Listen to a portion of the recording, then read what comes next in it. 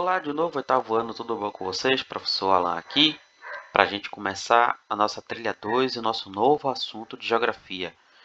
O nosso novo assunto é diversidade e dinâmica da população mundial e local. Dessa vez a gente vai falar sobre crescimento populacional e suas fases, certo? Então a gente vai sair um pouco dessa ideia de falar sobre migrações e sobre movimentos populacionais para se focar um pouco sobre como é que as populações crescem, quais são os conceitos que a geografia utiliza para explicar como as populações crescem. Então esse vídeo aqui, eu vou apenas explicar alguns conceitos iniciais e passar para vocês a atividade dessa aula, certo? Que é uma atividade de boa, tranquila, só para vocês introduzirem no conteúdo. Eu quero que vocês leiam o item 1, certo? E tentem conhecer um pouco mais sobre esses conceitos aqui: crescimento natural vegetativo, cadê? E o significado de densidade demográfica, são conceitos importantes que a gente vai estudar aqui.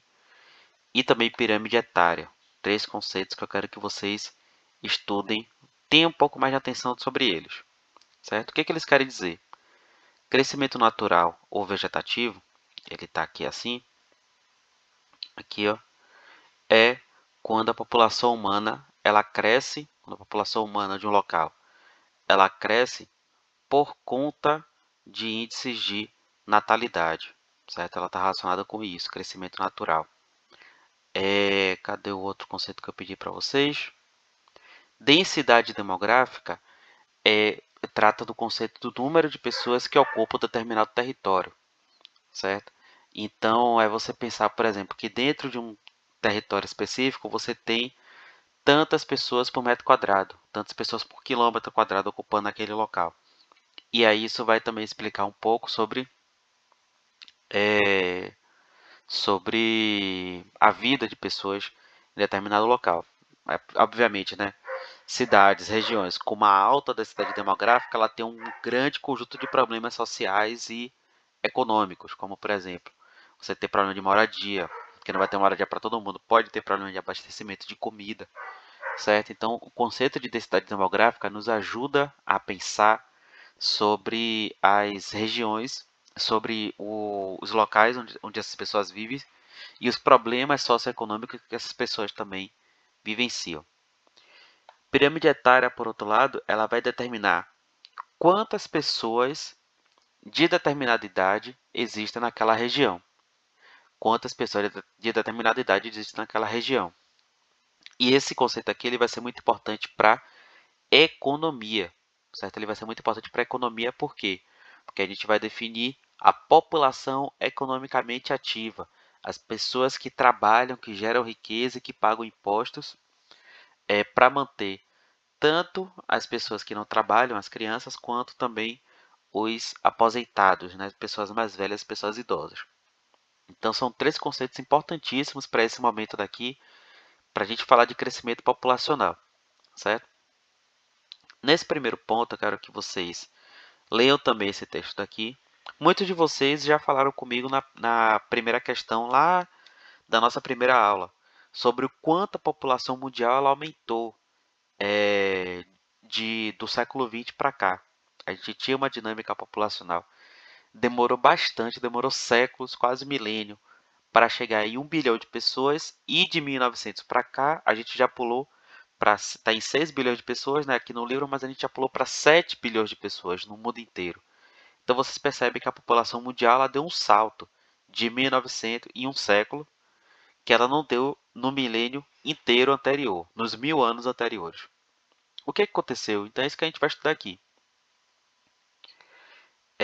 Esse gráfico aqui representa essa dinâmica populacional. Você vê aqui que ele se manteve em 1 bilhão e pouco até 1900, e a partir de 1900 o crescimento ele é exponencial, tá vendo? Quase perpendicular. O crescimento que chega aqui no ano 2010 aos 7 bilhões de pessoas, às 7 bilhões de pessoas. Então, gente, eu quero que vocês também analisem esse gráfico daqui de transição demográfica, em que ele está tratando exatamente sobre sobre as fases que cada país, cada região ou a população mundial passa na sua demografia, ou seja, no aumento ou na diminuição do número de pessoas em determinado local, certo? A gente tem aqui taxa de natalidade e mortalidade altas na primeira fase, fase de transição. Crescimento vegetativo é baixo porque morre quase tanto quanto nasce.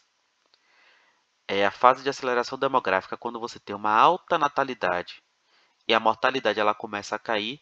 Mas, professor, o que explica a queda da mortalidade, por exemplo?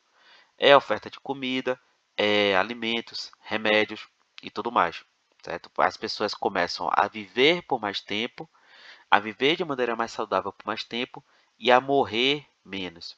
Então aqui você começa a ter o aumento da população. Se aqui nasciam 2 e morriam um, aqui estão nascendo 10 e morrendo um, certo? Então o crescimento vegetativo da população, ó, ele aumenta bastante nessa segunda fase, que é chamada de aceleração demográfica. Na terceira fase, você começa a ter uma queda na taxa de natalidade e a taxa de mortalidade, essa linha azul, ela continua no mesmo nível. O que explica isso daqui? Se nessa geração de cá você tinha pessoas que tinham 10, 8, 10, 12, 14 filhos em uma vida, aqui você já vai começar a ter pessoas que têm 2, 3, 4 filhos, né? Então, a tendência é que a natalidade ela diminua. E o que explica a diminuição da natalidade? Geralmente são os estudos. Pessoas com mais tempo de escola, mais tempo de estudo, tendem a ter menos filhos, certo? E a taxa de mortalidade ela continua seguindo a tendência de queda. Então, o crescimento vegetativo ele desce um pouco e a demografia ela desacelera. E ao final, na fase 4 a gente tem as duas linhas novamente se encontrando, né? Taxa de natalidade e mortalidade, que no início eram altas, agora são baixas e a tendência de estabilização da população. Mas é pensar no seguinte, né? A gente já pode estar chegando no quinto ponto em que a mortalidade ela já pode ser maior do que a natalidade. E isso gera problemas, que a gente vai ver nas próximas aulas. Beleza? Eu quero que vocês aqui analisem o gráfico novamente, leiam esse texto e tentem responder esse ponto aqui.